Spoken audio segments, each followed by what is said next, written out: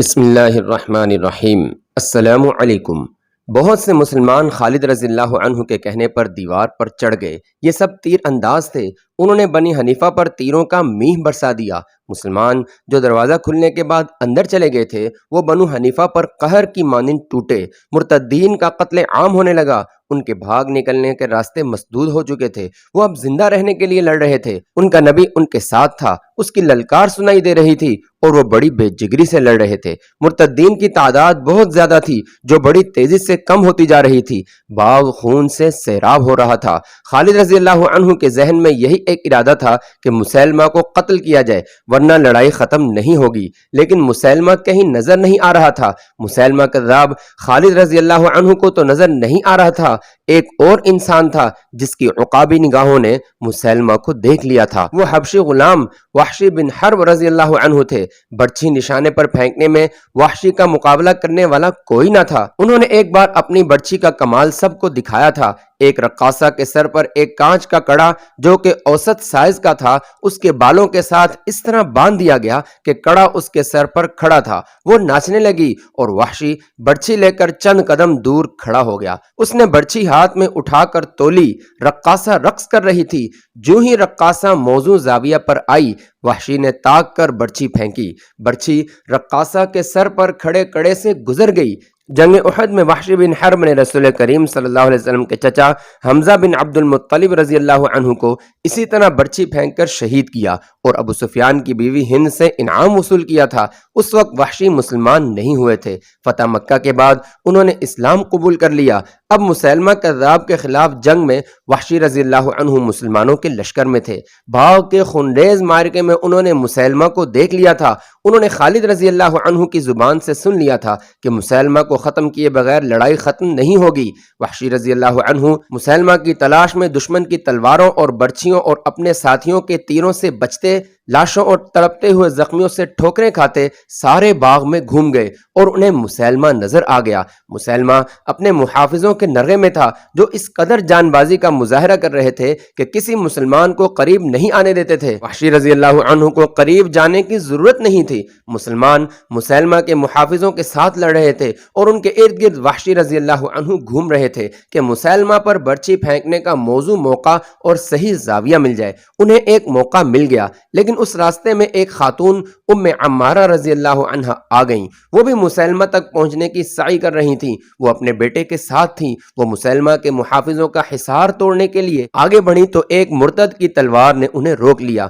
ام عمارہ رضی اللہ عنہا نے اپنی تلوار سے اسے گرانے کی بہت کوشش کی، لیکن مرتد کے ایک وار نے ام عمارہ رضی اللہ عنہا کا ایک ہاتھ صاف کاٹ دیا۔ ان کے بیٹے نے تلوار کے ایک ہی وار سے اس مرتد کو مار گرایا اور یہ مجاہد اپنی ماں کو ساتھ لے گیا۔ وحشی رضی اللہ عنہ کو موقع اور زاویہ مل گیا۔ انہوں نے برچھی کو ہاتھ میں تولا اور تاک کر پوری طاقت سے برچھی مسیلمہ پر پھینکی۔ برچھی مسیلمہ کے پیٹ میں اتر گئی۔ اس کے ہاتھوں نے برچھی کو پکڑ لیا، لیکن برچھی اپنا کام کر چکی تھی۔ مسیلمہ کے ہاتھوں میں برچھی کو پیٹ سے نکالنے کی سکت نہیں تھی۔ مسیلمہ گرا، اسے مرنا ہی تھا، لیکن ابو دجانہ رضی اللہ عنہ نے اسے تڑپ تڑپ کر مرنے کی اذیت سے اس طرح بچا لیا کہ اس کا سر تلوار کے ایک زوردار وار سے اس کے دھڑ سے الگ کر دیا۔ ابو دجانہ رضی اللہ عنہ مسیلمہ کی سر کٹی لاش ابھی دیکھ ہی رہے تھے کہ مسیلمہ کے ایک محافظ نے پیچھے سے اتنا سخت وار کیا کہ ابو دجانہ رضی اللہ عنہ گرے، پھر اٹھ نہ سکے اور شہید ہو گئے۔ ایک مرتد گلا پھاڑ کر چلایا، ہمارے نبی کو ایک سیاہ فام حبشی نے مار ڈالا ہے۔ مشہور مورخ ابن ہشام نے لکھا ہے کہ باغ کے اندر معرکے کی خونریزی میں یہ آوازیں سنائی دینے لگیں، نبی مارا گیا، مسیلمہ قتل ہو گیا ہے۔ مسیلمہ کذاب کے قتل کا صحرا بلا شک و شبہ وحشی بن حرب رضی اللہ عنہ کے سر ہے۔ وحشی رضی اللہ عنہ کی زندگی عجیب گزری ہے۔ بتایا جا چکا ہے کہ انہوں نے بالکل اسی طرح جس طرح مسیلمہ کو برچھی کھینچ کر قتل کیا تھا، حمزہ رضی اللہ عنہ کو جنگ احد میں شہید کیا تھا۔ جب مسلمانوں نے مکہ فتح کر لیا تو رسول اللہ صلی اللہ علیہ وسلم نے مکہ کے چند لوگوں کو جنگی مجرم قرار دیا تھا۔ ان میں وحشی کا نام بھی تھا۔ انہیں کسی طرح پتہ چل گیا کہ انہیں مسلمان زندہ رہنے نہیں دیں گے۔ وہ مکہ سے نکل گئے اور طائف میں قبیلہ ثقیف کے ہاں جا کر پناہ لی۔ قبیلہ ثقیف کو مسلمانوں نے جس طرح شکست دی تھی وہ بیان ہو چکا ہے۔ اس قبیلے نے اسلام قبول کیا اور وحشی رضی اللہ عنہ نے بھی اسلام قبول کر لیا اور بیعت اور اپنی جان بخشی کے لیے رسول کریم صلی اللہ علیہ وسلم کے حضور گئے۔ آپ صلی اللہ علیہ وسلم نے انہیں کئی برس پہلے دیکھا تھا، شاید حضور صلی اللہ علیہ وسلم انہیں اچھی طرح پہچان نہ سکے۔ کیا تم وہ وحشی ہو؟ رسول کریم صلی اللہ علیہ وسلم نے ان سے پوچھا۔ وہی وحشی ہوں، وحشی نے جواب دیا، اور اب آپ صلی اللہ علیہ وسلم کو اللہ کا رسول مانتا ہوں۔ رسول کریم صلی اللہ علیہ وسلم نے ان کی جان بخشی کر دی۔ وحشی بن حرب رضی اللہ عنہ رسول کریم صلی اللہ علیہ وسلم کے گرویدہ ہو چکے تھے۔ ان کے سر پر حمزہ رضی اللہ عنہ کا قتل تھا، جس کا وحشی کو بہت زیادہ دکھ تھا۔ وہ مکہ سے چلے گئے اور انہوں نے 2 سال طائف کے علاقے میں کبھی یہاں کبھی وہاں گزارے۔ ان پر خاموشی طاری رہتی اور وہ سوچوں میں گم رہتے تھے۔ انہوں نے اسلام کو دل سے قبول کر لیا تھا، وہ سچے مسلمان رہے۔ 2 سال بعد اپنے بے چین ضمیر کو مطمئن کرنے کے لیے وہ اسلامی لشکر میں شامل ہو گئے اور انہوں نے خالد رضی اللہ عنہ کے دستوں میں رہنا پسند کیا۔ یمامہ کی جنگ میں انہیں پتہ چل گیا تھا کہ خالد رضی اللہ عنہ مسلمہ کو ہلاک کرنے کی کوشش میں ہے۔ یہ فرض انہوں نے اپنے ذمے لیا اور فرض پورا کر دیا۔ اس کے بعد وحشی رضی اللہ عنہ خالد رضی اللہ عنہ کے دستوں میں رہے اور کئی لڑائیوں میں انہوں نے بہادری کے جوہر دکھائے۔ شام کی فتح کے بعد وہ اسلامی لشکر سے الگ ہو کر حمص میں گوشہ نشین ہو گئے۔ مورخوں نے لکھا ہے کہ ایسے معلوم ہوتا تھا جیسے حمزہ رضی اللہ عنہ کا قتل بہت بڑا گناہ بر ان کے ضمیر پر سوار ہو گیا ہے۔ زندگی کے آخری دنوں میں انہیں ایسی شہرت ملی کہ لوگ ان سے عقیدت سے ملتے تھے، مگر وہ ہوش میں کم ہی ہوتے تھے۔ جب کبھی ہوش میں ہوتے تو لوگوں کو حمزہ رضی اللہ عنہ اور مسلمہ کے قتل کے واقعات سناتے۔ لوگ ان سے یہی واقعات سننے کے لیے جاتے تھے۔ انہوں نے کئی بار اپنی برچھی ہاتھ میں لے کر کہا، میں جب مسلمان نہیں تھا تو اس برچھی سے میں نے ایک بہت ہی اچھے آدمی کو قتل کیا تھا، اور میں مسلمان ہوا تو اس برچھی سے ایک بہت ہی برے آدمی کو قتل کیا۔ قربان جائیے اللہ کی حکمت پہ، رسول کریم صلی اللہ علیہ وسلم کی رحمت پہ اور وحشی رضی اللہ عنہ کے عشق و ایمان کی عظمت پہ۔ وہ دسمبر 632 عیسوی کے آخری دنوں میں سے ایک دن تھا۔ حدیقۃ الرحمن سرسبز اور ہرا بھرا باغ ہوا کرتا تھا جو لوگوں کو پھل دیا کرتا تھا۔ وہاں تھکے ماندے مسافر آ کر سستایا کرتے تھے۔ وہاں پھولوں کی مہک تھی، مگر اب وہ حدیقۃ الموت بن چکا تھا۔ اس کا حسن خون میں ڈوب گیا تھا، اس کی رعنائیاں لاشوں تلے دب گئی تھیں۔ جہاں پرندے چہچہاتے تھے وہاں زخمیوں کی چیخ و پکار تھی۔ زخمی گھوڑے بے لگام بھاگ دوڑ رہے تھے، ان کے ٹاپ یوں سنائی دے رہے تھے جیسے موت بے ہنگم قہقہے لگا رہی ہو۔ جب شور اٹھا کہ مسلمہ مارا گیا ہے تو مرتدین نکل بھاگنے کا راستہ دیکھنے لگے۔ وہ تو پہلے ہی بھاگے ہوئے اس باغ میں آئے تھے، ان پر پہلے ہی مسلمان دہشت بن کر طاری ہو چکے تھے۔ باغ میں وہ ہزاروں کی تعداد میں مارے گئے۔ وہ ایسی جنگ لڑ رہے تھے جو وہ پہلے ہی ہار چکے تھے۔ اب ان کے کانوں میں یہ صدائیں پڑیں کہ ان کا نبی مارا گیا ہے تو ان کی رہی سہی سکت بھی ختم ہو گئی۔ ان میں جو ابھی تک لڑ رہے تھے وہ باغ سے نکل بھاگنے کی کوشش تھی۔ شکست ان کے ذہنوں پر مسلط ہو چکی تھی۔ وہاں سے کچھ دور مسلمانوں کی لٹی ہوئی تباہ حال خیمہ گاہ میں صرف ایک خیمہ صحیح سلامت کھڑا تھا۔ یہ خالد رضی اللہ عنہ کا خیمہ تھا۔ بنو حنیفہ باقی تمام خیمے پھاڑ کر پرزے پرزے کر گئے تھے۔ وہ خالد رضی اللہ عنہ کے خیمے میں بھی گئے تھے، لیکن وہاں ان کا اپنا سردار مجاع بن بنارہ زنجیروں میں جکڑا بیٹھا تھا۔ وہ لیلا کو قتل کرنا یا اپنے ساتھ لے جانا چاہتے تھے، لیکن مجاع نے انہیں یہ کہہ کر روک دیا تھا کہ پہلے مردوں کی طرف جاؤ، ابھی عورتوں کو پکڑنے کا وقت نہیں۔ وہ سب اپنے سردار کے حکم سے چلے گئے تھے۔ اس طرح خالد رضی اللہ عنہ کا خیمہ محفوظ رہا تھا۔ خالد رضی اللہ عنہ کی بیوی لیلا خیمے کے باہر ایک اونٹ پر بیٹھی تھی۔ اسے کہیں جانا نہیں تھا۔ وہ اونچی ہو کر میدان جنگ کو دیکھ رہی تھی۔ میدان خالی ہو چکا تھا۔ اسے باغ کی دیوار اور درختوں کے بالائی حصے نظر آ رہے تھے، لیکن یہ نظر نہیں آ رہا تھا کہ اندر کیا ہو رہا ہے۔ وہ اونٹ سے کود آئی اور خیمہ میں چلی گئی۔ ابن مرارہ، لیلا نے مجاع سے کہا، تمہارا نبی میدان خالی کر گیا ہے۔ خدا کی قسم بنو حنیفہ بھاگ گئے ہیں۔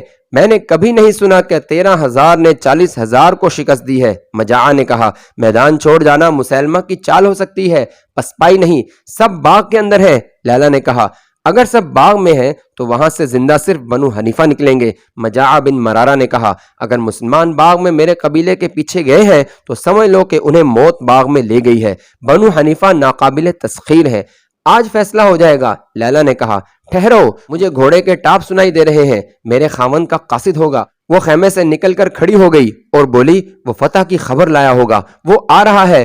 گھوڑا جو سر پر دوڑا آ رہا تھا لیلا کے قریب آ رکا اور سوار گھوڑے سے کود آیا۔ وہ خالد رضی اللہ عنہ تھے۔ لیلا انہیں اکیلا دیکھ کر گھبرائی۔ سالار کے اکیلے آنے کا مطلب یہی ہو سکتا ہے کہ اس کی سپاہ تتر بتر ہو گئی ہے۔ میدان جنگ کی کیا خبر ہے؟ لیلا نے پوچھا۔ آپ اکیلے کیوں آئے ہیں؟ خدا کی قسم میں نے بنو حنیفہ کو کاٹ دیا ہے، خالد رضی اللہ عنہ نے جوشیلی آواز میں کہا۔ مسیلمہ کذاب مارا گیا ہے، اور وہ قیدی کہاں ہے؟ لیلا نے دونوں ہاتھ اٹھا کر آسمان کی طرف دیکھا اور سکون کی آہ بھر کر بولی، مجاعہ کہتا ہے کہ بنو حنیفہ ناقابل تسخیر ہے، میں پوچھتا ہوں وہ کہاں ہے؟ خالد رضی اللہ عنہ نے ہانپتی ہوئی آواز میں پوچھا، کیا وہ اسے چھڑا کر لے گئے ہیں؟ میں یہی ہوں ولید کے بیٹے، خیمے کے اندر سے مجاعہ کی آواز آئی۔ میں تیری اس بات کو سچ نہیں مانوں گا کہ مسیلمہ مارا گیا ہے، میرے ساتھ چل مجاعہ، خالد رضی اللہ عنہ نے خیمے کے اندر جا کر کہا۔ ہو سکتا ہے تیری بات سچ ہو، میں مسیلمہ کو نہیں پہچانتا، تیرا قبیلہ یہ شور مچاتا بھاگ گیا ہے کہ مسیلمہ مارا گیا ہے، میرے ساتھ آ اور لاشوں میں اس کی لاش دیکھ کر بتا کہ یہ ہے اس کی لاش۔ پھر کیا ہوگا؟ مجاعہ نے پوچھا۔ مجھے آزاد کر دو گے؟ خدا کی قسم، خالد رضی اللہ عنہ نے کہا، میں اس قبیلے کے ایک سردار کو آزاد نہیں کروں گا جو میرے دین کا دشمن ہے۔ رسالت میں شرکت کا دعویٰ کرنے والے اور اس دعویٰ کو ماننے والوں کو میں کیسے بخش دوں؟ اللہ کے سوا تجھے کوئی نہیں بخش سکتا۔ او ولید کے بیٹے، مجاعہ بن مرارہ نے کہا، میں نے اسے کب نبی مانا تھا؟ وہ چرب زبانی اور شعبدہ بازیوں سے نبی بن گیا تھا، اور تو نے دیکھ لیا ہے کہ کتنا بڑا لشکر اس کا مرید ہو گیا تھا۔ اگر میں اسے نبی نہ مانتا تو وہ میرے سارے خاندان کو زندہ جلا دیتا، اور یہ وجہ بھی تھی کہ میں اپنے قبیلے سے اپنے آپ کو کاٹ نہیں سکتا تھا۔ اگر تو میرے قتل کا حکم دے گا تو یہ ایک بے گناہ قتل ہوگا۔ اس نے مجھے اپنے ان لوگوں سے بچایا ہے جو ہماری خیمہ گاہ کو لوٹنے اور تباہ و برباد کرنے آئے تھے۔ لیلا نے خالد سے کہا، اس نے انہیں کہا تھا کہ عورتوں کے پیچھے مت پڑو، پہلے آدمیوں کے پیچھے جاؤ۔ وہ چلے گئے۔ اس نے انہیں یہ بھی نہ کہا کہ وہ اس کی بیڑیاں کھول دیں۔ تو نے اس عورت پر رحم کیوں کیا مجاعہ؟ خالد رضی اللہ عنہ نے پوچھا۔ کیونکہ اس نے مجھے قید میں بھی وہی عزت دی ہے جو مجھے اپنے قبیلے میں ملا کرتی ہے۔ مجاعہ نے کہا، میں نے اسے اس سلوک کا صلہ دیا ہے جو اس نے میرے ساتھ کیا۔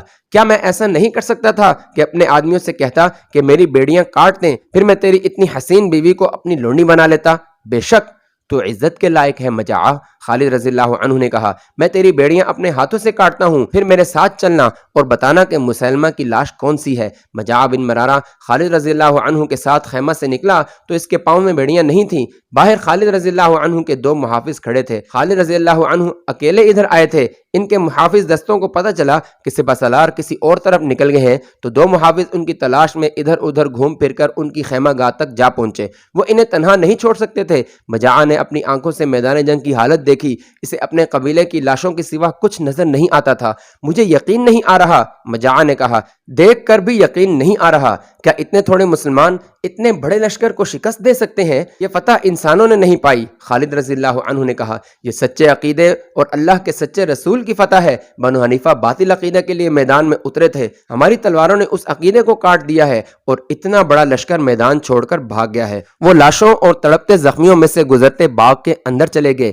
اندر گئے تو وہاں لاشوں پر لاشیں پڑی تھیں۔ مسلمان لاشوں کے ہتھیار اکٹھے کر رہے تھے۔ بنو حنیفہ میں سے جو زندہ تھے وہ ادھر ادھر بھاگ گئے تھے۔ خالد رضی اللہ عنہ نے وحش بن حرب کو بلایا اور ان سے پوچھا کہ اس شخص کی لاش کہاں ہے جسے اس نے مسیلمہ سمجھ کر ہلاک کیا ہے۔ وحشی رضی اللہ عنہ خالد رضی اللہ عنہ کو وہاں لے گئے جہاں مسیلمہ کی لاش پڑی تھی۔ انہوں نے لاش کی طرف اشارہ کیا۔ نہیں، خالد رضی اللہ عنہ نے کہا، یہ ٹھگنا اور بدصورت آدمی مسیلمہ نہیں ہو سکتا، اس کے چہرے پر کراہیت ہے۔ یہی ہے، مجاعہ نے کہا، یہ مسیلمہ کی لاش ہے، یہ اس شخص کی لاش ہے جس نے ہزاروں لوگوں کو گمراہ کیا تھا۔ خالد رضی اللہ عنہ نے کہا، یہ شخص ایک فتنہ تھا ابن ولید۔ مجاعہ نے خالد رضی اللہ عنہ سے کہا، فتح پر خوش نہ ہونا، تیرے لیے اصل مقابلہ تو ابھی باقی ہے۔ کس کے ساتھ؟ بنو حنیفہ کے ساتھ، مجاعہ نے جواب دیا۔ یہ تو وہ لشکر تھا جو میدان میں آ کر لڑا تھا، یہ تو چھوٹا سا ایک حصہ تھا، اس سے بھی بڑا لشکر یمامہ میں قلعے کے اندر تیار کھڑا ہے۔ اپنی جانی نقصان کو دیکھ اور سوچ کہ تیری یہ سپاہ جو بہت کم ہو گئی ہے اتنے بڑے تازہ دم لشکر کا مقابلہ کر سکے گی؟ تیرے سپاہی تھک کر چور ہو چکے ہیں۔ خالد رضی اللہ عنہ نے لاشوں سے اٹے ہوئے باغ میں نگاہ دوڑائی۔ ان کا لشکر واقعی لڑنے کے قابل نہیں رہا تھا، جانی نقصان برداشت کرنے کے قابل نہیں تھا۔ زخمیوں کی تعداد بھی زیادہ تھی۔ باقی لشکر کی جسمانی کیفیت یہ ہو چکی تھی کہ اللہ کے سپاہی اتنے تھک گئے تھے کہ جہاں جگہ دیکھتے وہاں لیٹ جاتے اور سو جاتے۔ وہ اپنے سے 3 گنا زیادہ لشکر سے لڑے تھے، انہیں آرام کی ضرورت تھی۔ اگر تو میری ایک تجویز مان لے تو میں قلعے میں جا کر صلح کی بات کرتا ہوں۔ مجاعہ نے کہا، میرا قبیلہ میری بات مان لے گا۔ خالد رضی اللہ عنہ بڑے قابل سالار تھے، جنگی قیادت میں اپنی مثال آپ تھے، رسول اللہ صلی اللہ علیہ وسلم کے سچے عاشق تھے اور زندہ دل بھی۔ وہ دشمن کو صرف شکست دے کر اسے فتح نہیں سمجھتے تھے بلکہ اپنی فتح کو اس وقت مکمل سمجھتے تھے جب بھاگتے ہوئے دشمن کا تعاقب کر کے اس کی بستیوں کو اپنے قبضے میں لے لیتے۔ ان کا اصول تھا کہ دشمن کو سانپ سمجھو اور اس کا سر کچل کر بھی دیکھو کہ اس میں ذرا سی بھی حرکت باقی نہ رہ جائے۔ ان میں ڈسپلن بڑا ہی سخت تھا۔ اس کے باوجود جہاں صورتحال پیچیدہ ہو جاتی، خالد رضی اللہ عنہ اپنے نائب سالاروں سے مشورے اور تجاویز لیتے۔ اب مجاعہ بن مرارہ نے صلح کی بات کی تو خالد رضی اللہ عنہ یہ جانتے ہوئے کہ دشمن پسپا ہو چکا ہے، اس حقیقت کو بھی سامنے رکھا کہ ان کے مجاہدین لڑنے کے قابل نہیں رہے۔ خالد رضی اللہ عنہ نے اپنے نائب سالاروں کو بلایا اور انہیں بتایا کہ بنو حنیفہ کا ایک سردار مجاعہ بن مرارہ صلح کی پیشکش کر رہا ہے، اصل فتنہ تو ختم ہو چکا ہے۔ عبداللہ بن عمر رضی اللہ عنہ نے کہا، مسلمہ کذاب کے مر جانے سے بنو حنیفہ کا دم خم ٹوٹ چکا ہے، میں تو یہ بہتر سمجھتا ہوں کہ یمامہ کا محاصرہ فوراً کر لیا جائے اور دشمن کو سستانے کی مہلت نہ دی جائے۔ صرف یمامہ نہیں، عبد الرحمن بن ابی بکر رضی اللہ عنہما نے کہا، بنو حنیفہ میدان جنگ سے بھاگ کر ایسی جگہوں میں چھپ گئے ہیں جو چھوٹے چھوٹے قلعے ہیں، پہلے انہیں پکڑنا ضروری ہے، اس کے بعد صلح کی بات ہو سکتی ہے، صلح کی شرائط ہماری ہوں گی۔ عبداللہ بن عمر رضی اللہ عنہما نے کہا، کیا تمہاری نظر اپنے لشکر کی جسمانی حالت پر بھی ہے؟ خالد رضی اللہ عنہ نے کہا، ابھی شہیدوں اور زخمیوں کی گنتی ہو رہی ہے، خدا کی قسم کسی جنگ نے ہمارا اتنا خون نہیں پیا جتنا یہ جنگ پی گئی ہے، اور شاید ہمیں ابھی اور خون دینا پڑے گا۔